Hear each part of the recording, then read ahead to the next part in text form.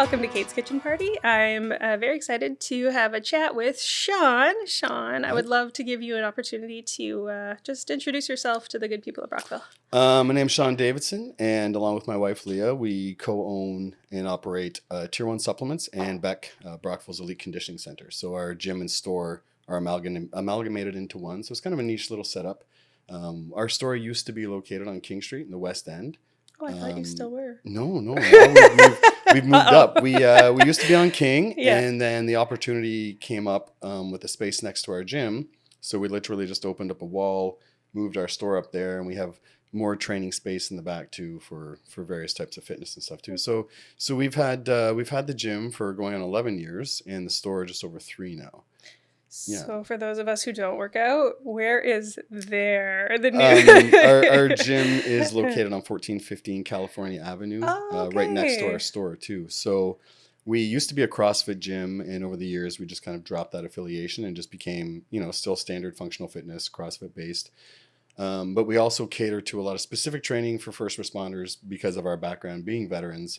It's kind of close to home for us, and we understand the training that takes place in some of these frontline jobs. And the mental mindset that has to go behind it too. So some of my conditioning and training with people, I focus a lot on that as well. So being a veteran and being into fitness and stuff, I've had this flashback of being at Basic and having the PSP staff yelling,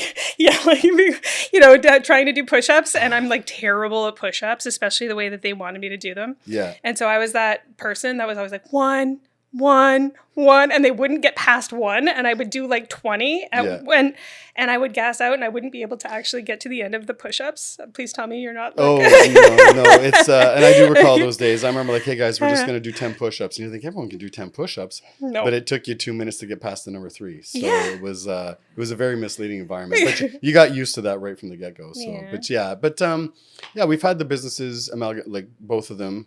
Like I said, the gym's going over just about 11 years, store's about 3. And we've got a niche little merger with the 2 businesses. That's and cool. With our background too, being veterans, we're also very involved in the community as well. So we try and do as much as we can. And I mean for a broad spectrum, like high school sports, events within the city, other businesses that we help support.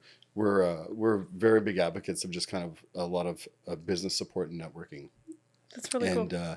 And I think that gives us an advantage in business because let's be honest, business is still business at the end of the day. So you need to have your name out there. So with us, we enjoy being part of the community. We enjoy, spending our weekends, whether it's shop the streets or set up at races or events. We actually enjoy that. Even though we're both in our retirement era, we still is not a retirement era. I know. I feel like I'm working harder now than I was era. when I was in the military. So, but we enjoy, for lack of a better term, being busy, and it just keeps us a part of the community, and it keeps us providing a pulse, I feel like, to the health and wellness community. So how long have you been in Brockville? I'm originally from Brockville. I left here in 2002 when I joined the military.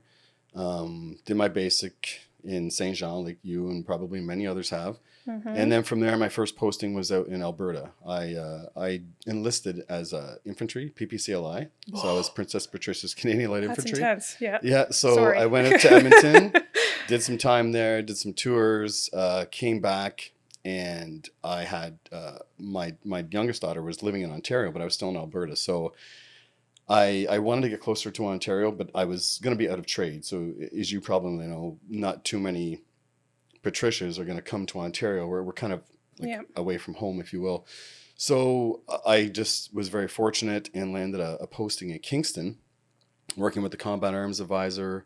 And my career just kind of had a right place at the right time kind of thing for almost 20 years. Yeah, I was one of those people. Sometimes you hear those stories that person's got a golden horseshoe. Well, when it came to good goes employment wise, so Kingston wasn't a bad posting. It was pretty cool. I was out of trade though. I was basically went from kind of helping with the combat arms branch, getting troops ready for some of their low level training, and then that position transitioned into being support staff for all of these troops that were on PAP platoon. They were awaiting a security clearance. There was probably about 300 at that time, and this was at the height of Afghanistan. So these trades were SIG ops, comms research, IT tech trades. And they're all just kind of floating around in Alberta waiting? No, so these were in Kingston. Oh, this was in Kingston. Sorry, yeah. But however, a lot of them were sourced out because right. we had 300 troops in Kingston sitting there in the shacks or in the residence. Mm-hmm. There wasn't room. At one point in the summer, when all the reserve troops in those SIG trades would come to Kingston to train, all of the troops there on course, the Reg Force troops, they were living in Queen's residence in the summer. So that's wild. Making a great paycheck, 3 meals a day, learning a trade, and you get to live at Queen's residence. Yeah, Pat Platoon's looking pretty good. Yeah, there was a lot of times my job felt like a bounty hunter because Friday morning parade call, I'm like, I'm missing 6 troops. Well, you probably saw them at stages the night before, so you knew where they were Friday morning. And then from there, I got out of the Reg Force for a bit, spent some time in corrections, and I wasn't a fan of that. No. So I got out, and then I was like, oh, I'm a civvy now. What am I going to do? So I had a background in health and fitness, so I went that route and developed a bit of a following just from that. But I missed the military. I missed wearing the boots. So something that you would never do, I called up my career manager. So I was a civilian. I wasn't even in the military. I did that too. And I called my career manager. And a career manager, for those who don't know, is somebody that kind of manages your leadership and your career throughout your time in the service. So I called this gentleman up. I deployed with him. He was a real good sergeant major at the time. And I said, hey, Pete, like, I didn't even use rank. I'm like, hey, Pete, like, what do I do? I want to get back in, but like, I don't want to go back out to Edmonton. My children are established here. Like, everything's going good. So long story short, I got back in as a Class B reservist. Okay. But in 2008, a lot of these Class B contracts were all of a sudden canceled because you had a lot of people retiring on a Friday and coming back as a reservist on a Monday, making more than they made originally because they're double dipping now. So the government kind of caught wind of that and realized like this isn't the best financial scheme for us. So they canceled hundreds of Class B contracts. So I was like, what the heck am I going to do now? Yeah. So right place at the right time.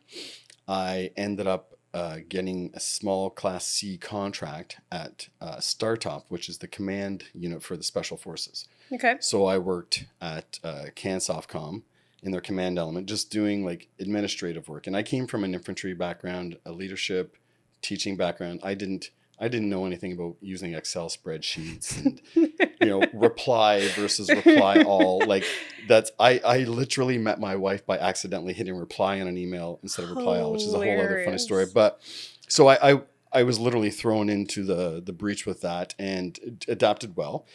My short time at command, I became friends with a gentleman who was a recruiter for Dwyer Hill Training Center for the JTF2.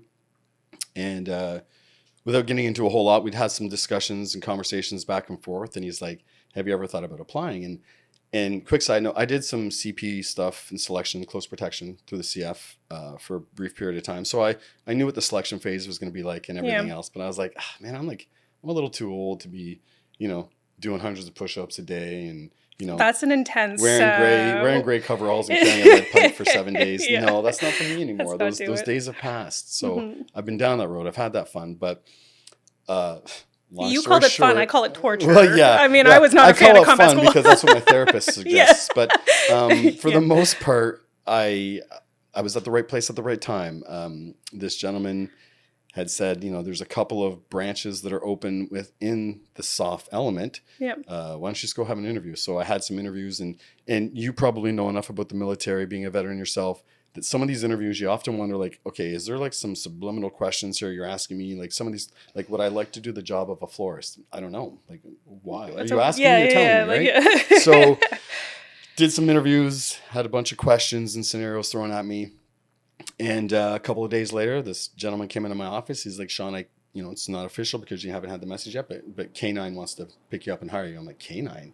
It's like all those dog questions were like legit dog questions. Like, are you afraid of dogs? Have you ever been bit by dogs? Like looking back, it's dog like, meant something. How could you not know that they were just talking about dogs? That's and really funny. Later on, once I get in there, I realized the recruiting trailer where I was interviewed was maybe, 20 meters away from a kennel full of 14 crazy Belgian Malinois. So I'm like, how did I not hear this? I hear this every day for 10 years coming into camp.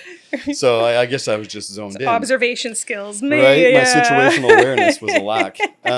But yeah, so I spent the last 10 years of my military career being a professional chew toy the special forces, but it was good. It was I did stuff that people can't pay to do. Yeah, that's and I super mean, I had cool. some cool adventures. And yourself being in the military, if you've ever had troops, you know it's like you're babysitting all the time. But with dogs, if the dog was bothering me, I could put you in a crate. I can't do that with the troop. Right? I would choose the dogs.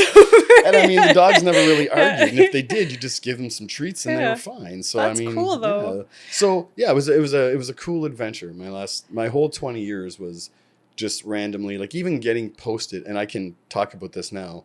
When I got posted from Edmonton to Kingston, the proper procedure is you got to put in a memo and you got to have all these signatures and there has to be a position set up. Well, when I called my career manager when I was a civvy, I had also called him while I was in and said, hey, sir, I want to get out. This is what I want to do. What are my options? Because we don't want to lose you. We're going to do this. When I cleared out of the battalion sergeant major was like, how come I never saw a memo? And I was like, I was still green. I was a corporal at the time, or no, I was a hook private at the time, but I wasn't privy to a lot of this stuff. I'm like, I just sent the career manager an email. He's like, you literally just sent your career manager an email. This all happened. And I'm like, isn't that how it goes? He really likes me. I'm like, isn't this how it goes? And he's like, no. He signed my clearing out paperwork and said, enjoy the rest of your career. So I was like, really I dodged a huge charge parade there, I'm sure. Yeah. But yeah, I've had a very interesting career, some deployments, working in a soft element really gave me a different perspective on leadership and just conduct. And it doesn't have to be as regimented as the CF makes it look to have good troops that will support you. That was the thing that I struggled with the most when I was in, was the rigidity, because there was just no room for like outside of the box anything. And and I think it's been proven time after time in my trade, sitting on a range having somebody yelling and screaming at you doesn't make you any better at your accuracy or any better at the skill they're trying to teach you. So I go from that concept to a soft concept. I'm like, hey, Shawn, just relax, man. Okay, we're going to do this and we're going to do that. And just, everything's good. Everything's good. Like, whoa, you're talking to me like a human. Like, I've never experienced this. Yeah, it's weird in the military when all of a sudden you meet a superior who's like understanding. Yeah, they treat you like... Yeah, it's a very different kind of leadership, but it's in my opinion, a far more effective form of leadership. And there might be some people that will disagree with this, but in the conventional forces... and I've had this happen. I've been told this, and I've used it as a line too. It's you don't necessarily have to respect the person, but you got to respect that rank. Yes. When I transitioned into a soft element, it was like nobody went by rank. I'm saying, hey Pete, how you doing? And this guy's a major. You go to a battalion and you don't salute somebody and say sir, ma'am, or whatever. You're going to hear about it, and you're going to hear about it for a long time. Yeah, absolutely. But in the other elements, it was the flip. It was like, okay, like in your mornings, like, hey, Tony, normally you'd be like, morning, Sarge, but like, hey, Tony, and you go about your office and go about your business. And it was great. Everyone was on a first name basis, and it was fun to work, and you had a lot of freedom, but you're given a lot of luxuries. And with that luxuries, I tell people, you get a piece of rope when you go to Dwyer Hill, and you can either make a bridge out of it, or you're going to tie your shoes together with it, and you're going to trip up. You're given so many luxuries and freedoms. So it was a good experience. So on that, hold on to that thought, because I want to keep talking about this, but we're going to take a quick break. Sure. Okay.